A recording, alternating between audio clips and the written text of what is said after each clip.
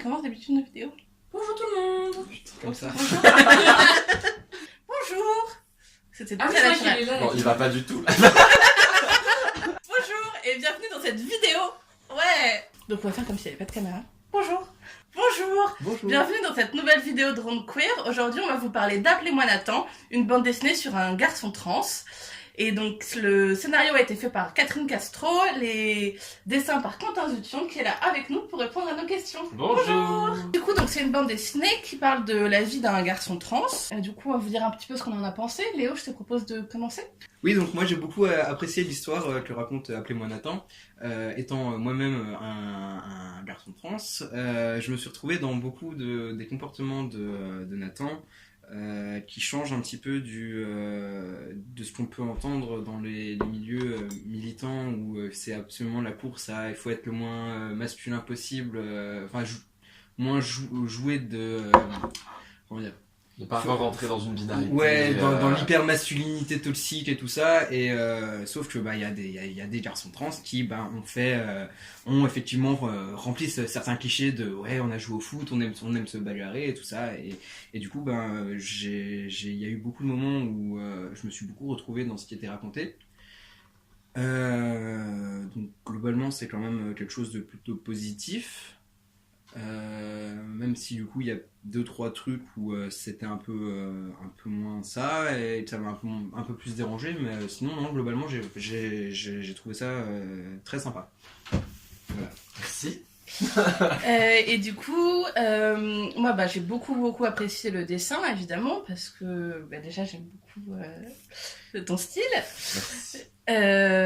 Effectivement, ça m'a fait penser à plein de choses que t'as pu raconter Léo, que nos autres potes trans ont pu raconter.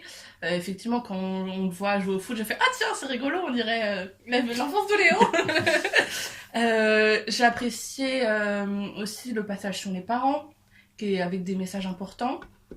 En gros, pas mettre ses enfants à la rue et de les soutenir. Waouh. Un message d'utilité publique. Et oui, du coup, oui, j'ai plutôt bien aimé. Voilà. Et du coup, je pense qu'on peut passer aux questions. Parce qu'on a des questions, évidemment. C'est pour ça qu'on t'a je suis invité. prêt. Oui, parce que sinon je m'en vais. Et là, merci. Déjà, on a apprécié qu'il y ait beaucoup de scènes où Nathan est heureux. Est-ce que c'était important pour vous, pour Catherine et toi, de montrer qu'on pouvait être heureux quand on est trans ? Ah oui, moi je pense que c'était notre parti pris de toute façon depuis le début, et donc on se base aussi sur un témoignage réel d'un garçon trans, donc que la scénariste connaît personnellement depuis quelques années, qui est donc le fils d'une amie de la scénariste. Donc c'est lui, c'est surtout avec lui qu'elle a travaillé sur le scénario, elle a recueilli son témoignage, etc. Donc il vient en plus d'une famille aimante, etc. Donc c'était sûr que tous les moments heureux de sa vie et de l'adolescence, les potes, les meufs, parce que c'est quelqu'un d'assez un peu coureur de jupons, un peu dragueur, un peu, en fait tout ça, je voulais vraiment que ça se ressente aussi dans son caractère, dans son comportement, dans les attitudes qu'il a dans son dessin, qu'il soit... Il est pas timide, c'est pas voilà, je voulais, oui, c'est un petit coureur. Et donc c'était important que oui, il y ait tout ça dans la BD, parce que c'est au final on a toujours de beaux moments, même dans l'adolescence quand on est LGBT, que ce soit trans ou que ce soit lesbienne, gay ou bi, même si en fait on est sur un parcours intérieur qui peut être très compliqué, très intime et dur quand on est tout seul la nuit, à tâtonner sur ce qu'on vit ou sur ce qu'on est, etc. N'empêche que le lendemain matin, il y a cours de maths et il faut enchaîner, quoi. Donc c'était, oui, en fait voilà, on voulait vraiment montrer que la vie continue. Du coup, on voit les parents évoluer et soutenir Nathan. Est-ce que vous avez envie de montrer aux parents que c'est ça la voie à suivre ? Je pense que ça peut être un outil, en tout cas d'acceptation, tout ça pour les parents, ou en tout cas de compréhension. Puisque c'est souvent ça, d'abord ça part d'une énorme incompréhension. Et d'une énorme... où on ne sait pas où aller, c'est ça. Oui, ce que disaient ce que vivent les parents de Nathan dans la BD, c'est surtout, ok, mais on fait quoi ? Et on va où ? Et on voit qui ? Et qu'est-ce qu'il faut faire du coup pour que tu te sentes bien, etc. Et en fait, il n'y a pas d'indice dans la vie de tous les jours. Enfin, c'est pas...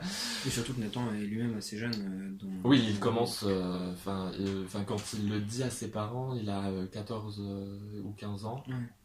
Voilà, en fait, oui, parce que la BD commence à 12 ans et se termine à ses 18 ans. Et donc il y a tout son parcours à lui, mais aussi l'évolution bien sûr des parents qui vont comprendre. Après on voulait pas non plus des parents, enfin ils sont pas exemplaires non plus. Enfin il y a de la transphobie intériorisée, enfin ordinaire, du mégenrage, etc. Parce qu'on voulait pas non plus tout polisser. Parce que déjà parce que je pense que ça n'existe pas encore beaucoup et que en fait même ces maladresses restent bienveillantes, enfin elles restent, voilà, il y a quelque chose de en fait je veux te comprendre, c'est ça qui était important, c'est-à-dire que même quand la mère lui explique, enfin lui dit très maladroitement mais en fait tu veux devenir un garçon, bon bah c'est maladroit, c'est mal dit, et d'ailleurs Nathan lui répond non, je ne veux pas devenir un garçon et j'en suis un. Et donc voilà, ça crée... en fait, voilà, on voulait pas non plus des parents admirablement bien sous tout rapport, etc. Il y a, oui, il y a des petits couacs, mais qui font partie d'un processus long Oui, aussi. des gens pas informés, mais qui essayent de bien faire. Quoi. C'est ça.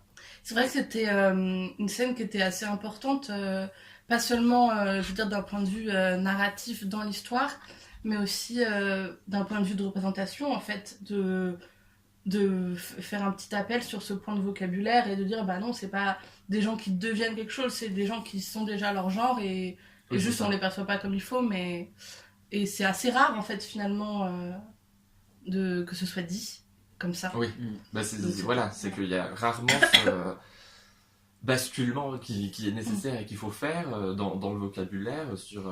c'est pour ça que par exemple on dit dans le résumé, tout ça, on dit, donc c'était Catherine qui l'avait écrit, en fait c'est son corps qui crie à tout le monde qu'il est une fille. Mais lui il l'a jamais dit à personne. Et du coup, comment on fait pour... Pardon, vas-y. J'avais juste une question, je sais pas si ce sera dedans après, mais c'était de savoir si à l'écriture il y avait une volonté que ce soit que les personnes trans s'y retrouvent, que les parents puissent le lire. Est-ce que c'était juste on raconte une histoire et on raconte toute sa vie, ou est-ce qu'il y avait une volonté derrière qu'on cible quand même des parents, donc on va avoir certaines scènes où... Il y avait une volonté pédagogique, un peu clairement. Okay. Après, oui, voilà, c'est pour savoir s'il y avait une volonté pédagogique. Il y avait une volonté pédagogique, après qu'on a essayé justement de pas rentrer non plus dans la démagogie pédagogique, ou en disant il faut faire comme ça, c'est ça qui est bien, c'est ça qui est pas bien. On voulait pas non plus rentrer dans un truc trop manichéen, justement trop militant, trop tout ça, parce qu'on reste sur une histoire, on voulait pas non plus complètement trop se détacher de la vie du vrai Nathan, déjà, qui lui, même si là aujourd'hui à 18 ans... il est un peu plus dans des milieux un peu plus queer, etc. Mais avant, pas du tout, quoi. Donc, il se débrouillait aussi comme il pouvait, sans tous ces outils que peut apporter la culture queer, et qui en apporte de très bons, mais aussi, je pense, de très...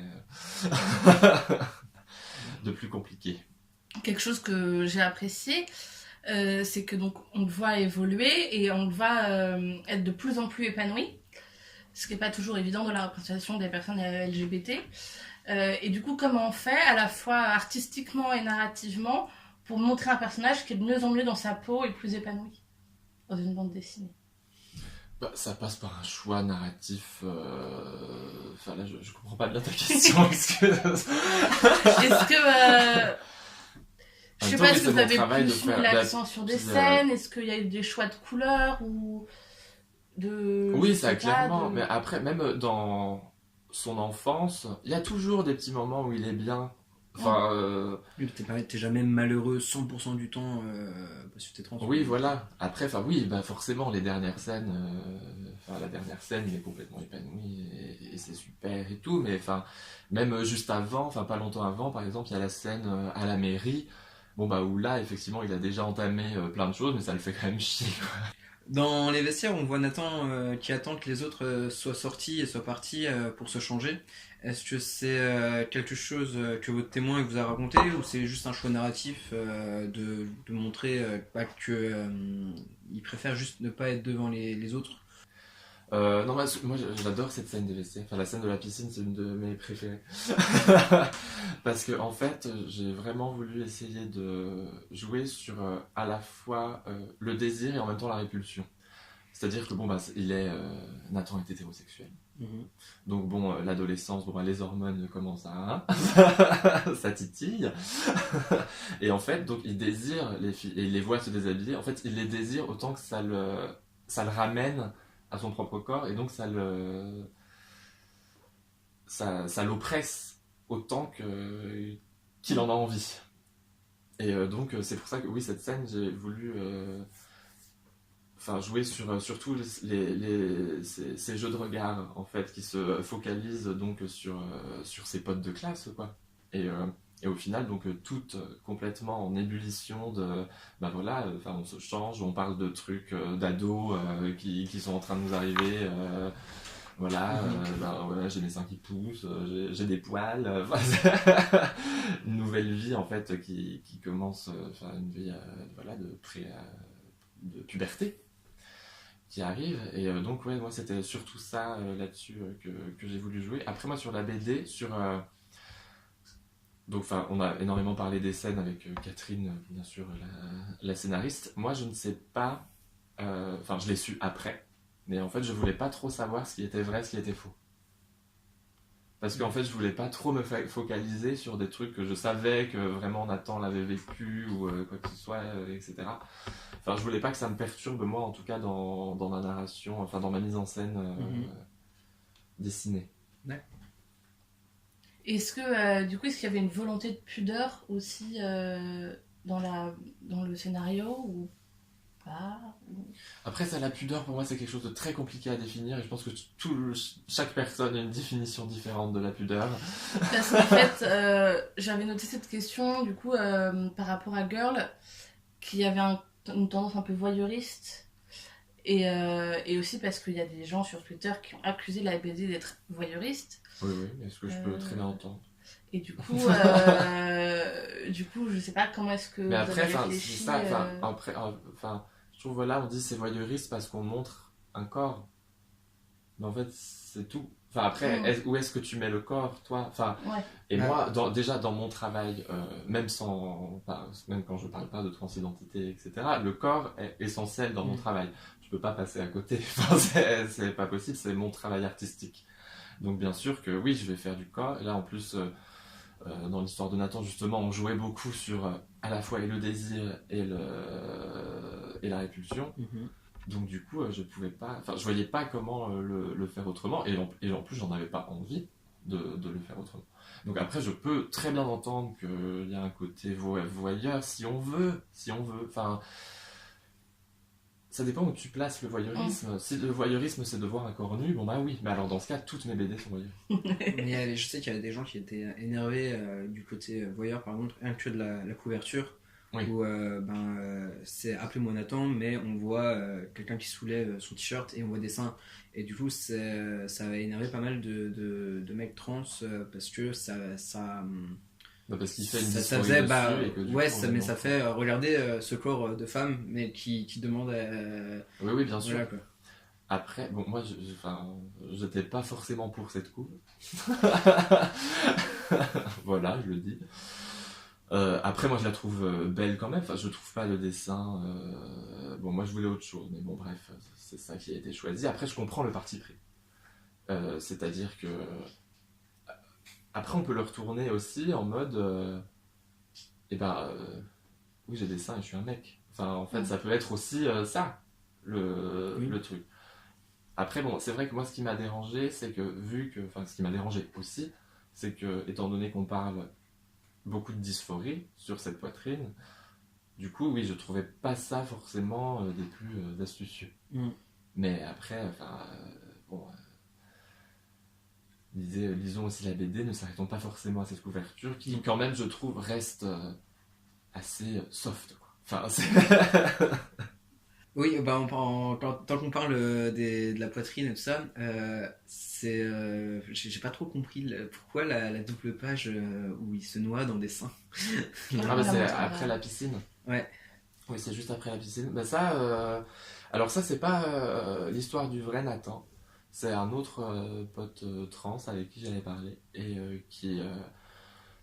En fait, avec Catherine, déjà, on voulait rajouter quand même un peu de visuel dans la partie enfance. Enfin, parce qu'on trouvait que tout était un peu trop... Enfin, qu'on n'était pas assez aussi dans la métaphore et dans l'onirisme, tout ça. Donc, on voulait trouver quelque chose à rajouter. Bref, on ne savait pas quoi. Moi, en parlant avec un pote et tout, je lui ai demandé comment il avait vécu sa puberté aussi, tout ça, et en fait, il me parlait, enfin, bon, il m'a pas raconté un cauchemar, machin, mais en fait, il m'a parlé, enfin, ses mots-clés, c'était un peu l'extension, et qu'il se demandait quand ça allait s'arrêter. D'ailleurs, ça m'avait fait un peu tilt, parce que Nathan, au début de la BD, il demande à sa cousine... mais toi, ils ont fini de grossir, tes seins, on en est sûr, ça ira pas plus loin. Tu vois, et oui, en fait, c'est ça, c'est l'illustration de qu'est-ce qui se passerait dans dans sa tête, c'est mais en fait, où ça va s'arrêter et qu'est-ce qui se passe si ça se finit jamais, quoi. Et si c'est une extension, une multiplication, voilà, c'est une vision, oui, d'horreur. Ça fait un peu penser à des espèces de cellules cancérigènes quelque part. Ouais. Enfin, de ce que parce que de toute façon, et... oui, et puis pour lui, c'est un truc inconnu, qui ne devrait pas être là, quoi. Donc c'est parasitaire d'une certaine manière. Enfin, pour lui. Après, il y a plein de gens pour qui il n'y a pas de souci, mais pour lui, c'est ça. Et du coup aussi la double page sur la chirurgie, qui est, elle, pour le coup, est l'un des gros points négatifs que j'ai avec la BD, du coup... Genre je suis même pas exactement sûr de ce qui est écrit dedans parce que pareil j'ai été assez mal en la lisant. C'est les descriptions des opérations. Et je sais que du coup il y a aussi beaucoup de gens qui ont bloqué là-dessus dans la réception de la BD et ouais, du coup pourquoi illustrer de cette manière, parce qu'on a l'impression vraiment que c'est genre il le découpe et il le retourne en fait. On a l'impression que c'est juste lui mais qui a été retourné entièrement, quoi. Et parler à ce point là en détail de chirurgie et tout ça alors qu'il est quand même encore assez jeune, pourquoi du coup? Ça de toute façon moi après là j'ai exécuté ce qu'on m'a demandé, hein. Non mais c'est vrai, il y a aussi de ça. Après en fait moi ce qui m'a un peu convaincu c'était sur en fait on a le regard de la mère aussi à ce moment là qui est très important, c'est à dire que on tourne cette double de chirurgie qui est dure, qui est sanglante, c'est vrai. Et en fait, on a le sourire de Nathan et on a sa mère qui panique, en fait. On a le regard de la mère qui est un peu... Attends, on va faire tout ça? Parce que c'est ça, en fait. C'est la libération. En fait, bien sûr, on peut trouver ça trash, on peut trouver ça... mais ça, c'est parce que c'est dans notre imaginaire collectif aussi. Et en fait, moi, ce qui m'a semblé intéressant, c'est que Nathan, il s'en fout. Et que en fait c'est la mère qui voit ça comme une mutilation.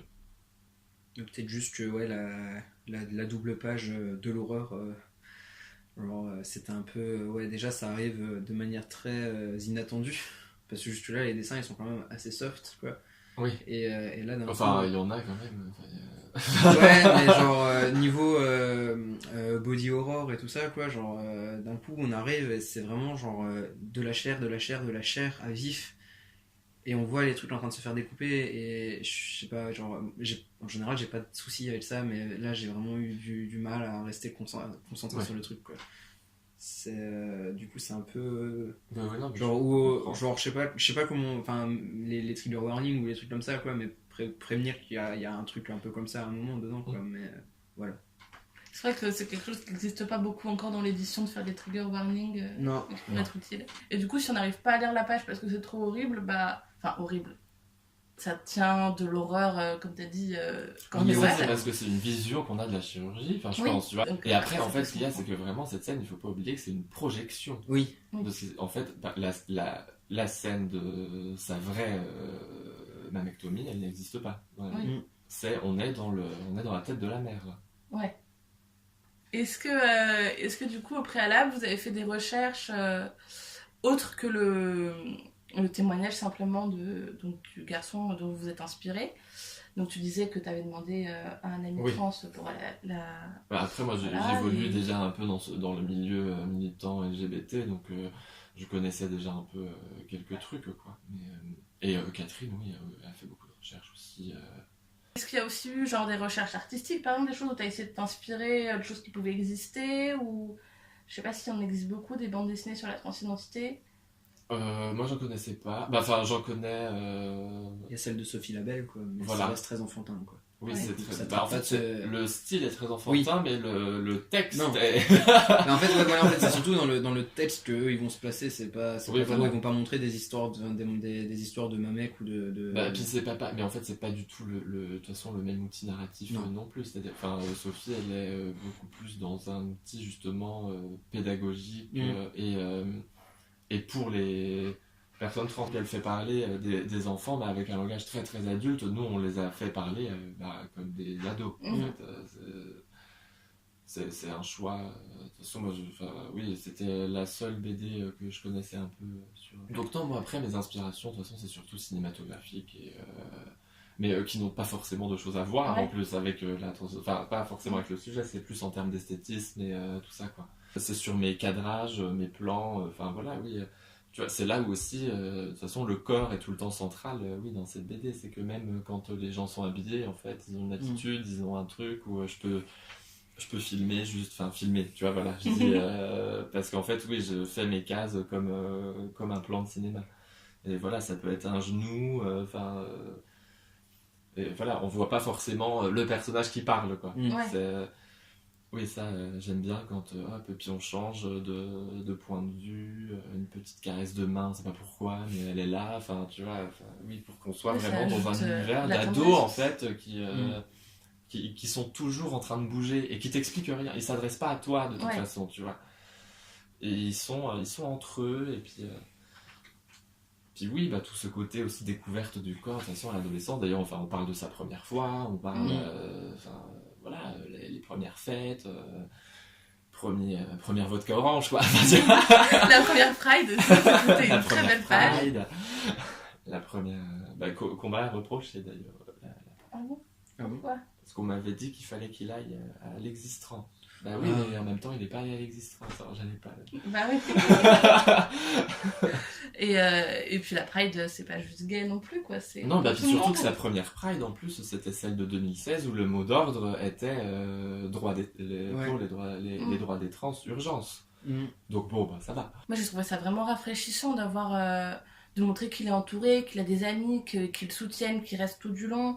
Enfin, je veux dire qu'ils s'en vont pas à partir du moment où il transitionne. Oui. Voir que sa famille le soutient. Parce que c'est pas quelque chose qu'on voit très souvent, finalement, alors que ça existe. Bah oui. Oui. Et c'est important aussi de montrer que ça peut exister et que. Et c'est comme quand. T'es pas condamné à errer sans famille et sans amis, Oui. parce que ou de devoir tout repartir à zéro parce Oui, que c'est ça. t'as C'est pas un comme petit quand peu on montre que à partir du moment où t'es gay, tu vas mourir du sida, ou quand on montre qu'à partir du moment où t'es lesbienne, ta copine elle va mourir fauchée par un camion dès que vous allez vous embrasser. Oui. Enfin, c'est plein de trucs comme ça où, qui sont liés à plein de choses. Mais du coup, ouais, ça change vraiment d'avoir une bande dessinée où le personnage trans est heureux, Oui, est il soutenu, garde et les mêmes aimé, contacts, et voilà, euh, et son cercle reste avec lui tout Et, le temps.